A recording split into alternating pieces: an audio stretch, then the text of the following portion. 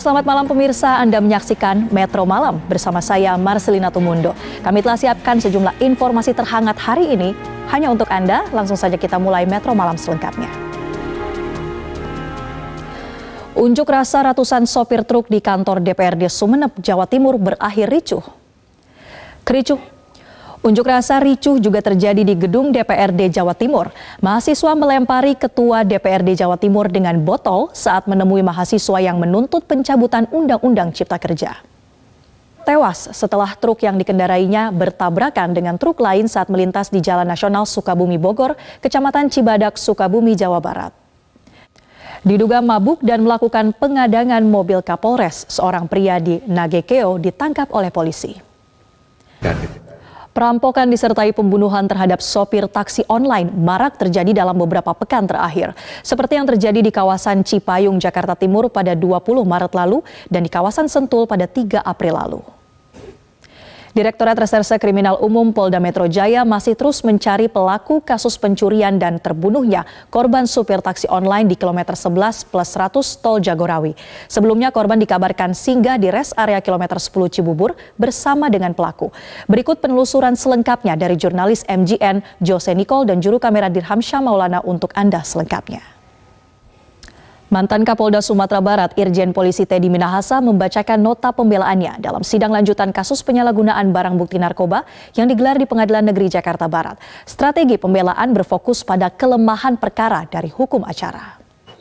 Dalam pledoinya, terdakwa kasus penyalahgunaan barang bukti narkoba Teddy Minahasa menyatakan sudah berkecukupan ekonomi dari gajinya sebagai anggota Polri, sehingga ia tidak mungkin mempertaruhkan jabatannya hanya untuk transaksi senilai 300 juta rupiah. Dalam pledoinya, Teddy Minahasa juga menyebut Linda Pujiastuti telah berbohong tentang adanya pernikahan siri dengan dirinya.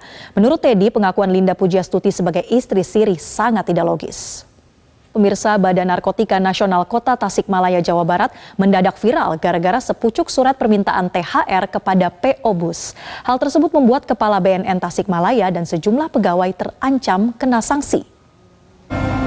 KPK menetapkan 10 orang sebagai tersangka dalam kasus suap pengadaan dan perawatan sarana dan prasarana perkeretaapian tahun anggaran 2018-2022 di Jawa Tengah dan Sulawesi Selatan.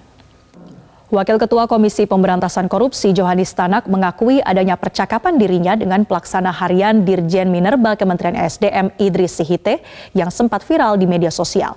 Johanis Tanak mengaku percakapan melalui aplikasi WhatsApp tersebut terjadi saat dirinya belum menjabat sebagai Wakil Ketua KPK. Memasuki hari puasa ke-21, stasiun Pasar Senen mengalami lonjakan penumpang dan tidak sedikit masyarakat yang mudik menggunakan transportasi publik, salah satunya kereta api. Untuk mengetahui informasi selengkapnya, kita bergabung bersama jurnalis MGN Rizky Nazia yang akan melaporkan langsung dari stasiun Pasar.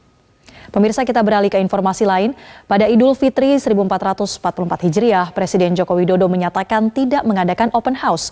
Jokowi memberikan kesempatan kepada seluruh masyarakat, baik para pejabat, agar bisa bersilaturahmi dengan saudara, kerabat, hingga tetangga mereka.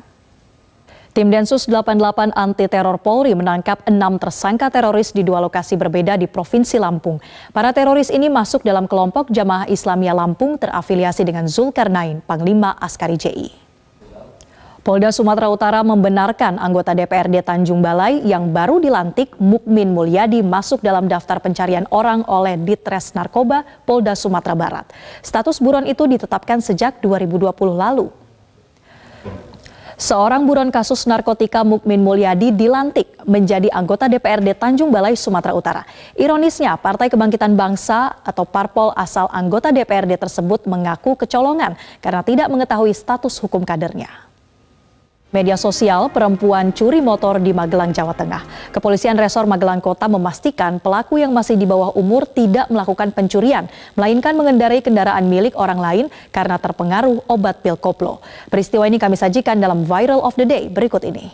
Presiden Joko Widodo mengaku telah berupaya mendorong RUU perampasan aset agar segera diselesaikan. Jokowi menyebutkan pihaknya telah menyampaikan soal perampungan RUU perampasan aset kepada DPR dan kementerian terkait. Jokowi menegaskan undang-undang perampasan aset ini agar segera diselesaikan. Dan kini saatnya kita membahas hot issue media Indonesia esok hari bersama editor harian Media Indonesia Eko Suprihatno. Berita selengkapnya dalam Harian Media Indonesia esok hari, edisi 14 April 2023. Anda masih bersama kami di Metro Malam. Kepala Staf Kepresidenan atau KSPRI Muldoko mengunjungi Waingapu, Kabupaten Sumba Timur dalam rangka panen raya sorghum pada Rabu 12 April. Pada panen raya kedua ini terdapat 50 hektar ladang sorghum yang siap dipanen hingga 2 minggu ke depan. KRI Teluk Wondama 527 bersandar di Pelabuhan Kuri Pasai Wasor dalam rangka memeriahkan Hari Ulang Tahun ke-20 Kabupaten Teluk Wondama, Papua Barat pada Rabu 12 April. Pemirsa, ada sebuah tradisi di Jambi saat bulan Ramadan, yakni warga akan buka puasa bersama dengan menyantap nasi minyak kari kambing di Masjid Raya Magatsari. Pemirsa, usai sudah perjumpaan kita dalam Metro Malam hari ini. Terima kasih Anda telah bersama kami dan saya Marcelina Tumundo mewakili kerabat kerja yang bertugas pamit undur diri. Sampai jumpa.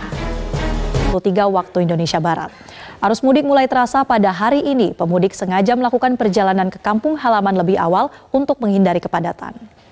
Jaya mengerahkan 6.544 personil gabungan dalam operasi Ketupat Mudik 2023 yang terdiri dari TNI, Polri, dan pemerintah daerah DKI Jakarta. Demikian headline news untuk saat ini. Saya Marcelina Tumundo, sampai jumpa.